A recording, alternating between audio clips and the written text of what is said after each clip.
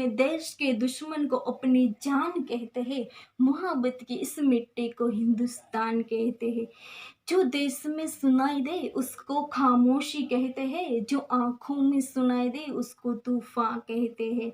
ये जो दीवार का सुराग है ना साहब, ये जो दीवार का सुराग है, चाइना अमेरिका पाकिस्तान साजिशों का हिस्सा है, उसको हम अपने घर का रोशनदान कहते हैं। हाँ, अपने घर का रोशनदान कहते हैं।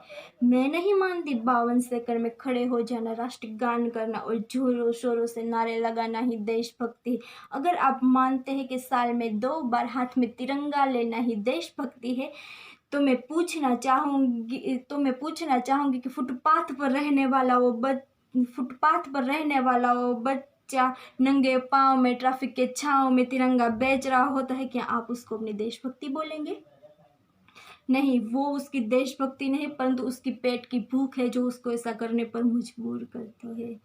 एक भूखे को भोजन देना है देशभक्ति, एक देशद्रोही में आने वाला तूफान है देशभक्ति, एक गरीब को खाना देना है देशभक्ति, ताकि देशद्रोही भी ये समझ सके कि अगर तू परिंदा है तो ये आसमान तेरा है, अगर तू दरिंदा है तो ये शमशान तेरा है। तुझे भाईचारे की तरह रहना है तो रह इस मिट्टी पर, वरना तेरी कब्र भी यहाँ है और कब्रिस्तान तेरा है, तेरा कब्रिस्तान तेरा है।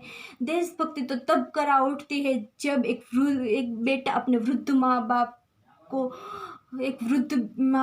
को वृद्धाश्रम की चौखट पर छोड़ाता है। मुसीबत में फंसे लोगों की मदद करने की जगह हम लोग सेल्फी लेकर लाइक्स बढ़ाने में रहते हैं। वो युवा जिसके ऊपर देश समाज राष्ट्र को बांधे रखने की जिम्मेदारी है, वो युवा 4x4 इंच की छोटी सी स्क्रीन पर अपनी कोमल उंगलियों के घर्षण मात्र से भावना की इमोजी भेज रहा है।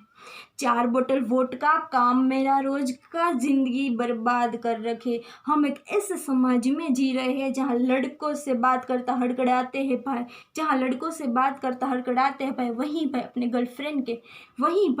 गर्लफ्रेंड के किस्से घर में हंस हंस कर सुनाते हैं। मैं बता दूं, महिला सुरक्षा के बारे में अभी हम चौथे क्रम पर आते हैं।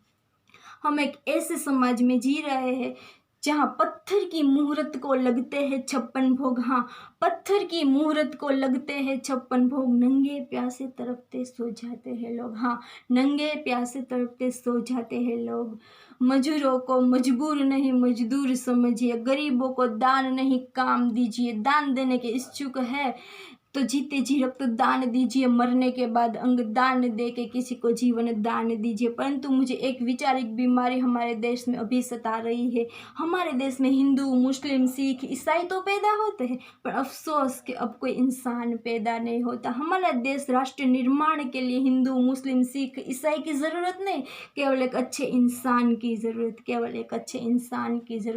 एक तरफ हमारा IIT IIM और NIT जैसी कई सारी संस्था है, और दूसरी तरफ गरीबों को बेरोजगारी की जमात में खड़ा करके उसके हाथ में बेरोजगारी सर्व शिक्षा अभियान का झुंझुना पकड़ा दिया जाता है।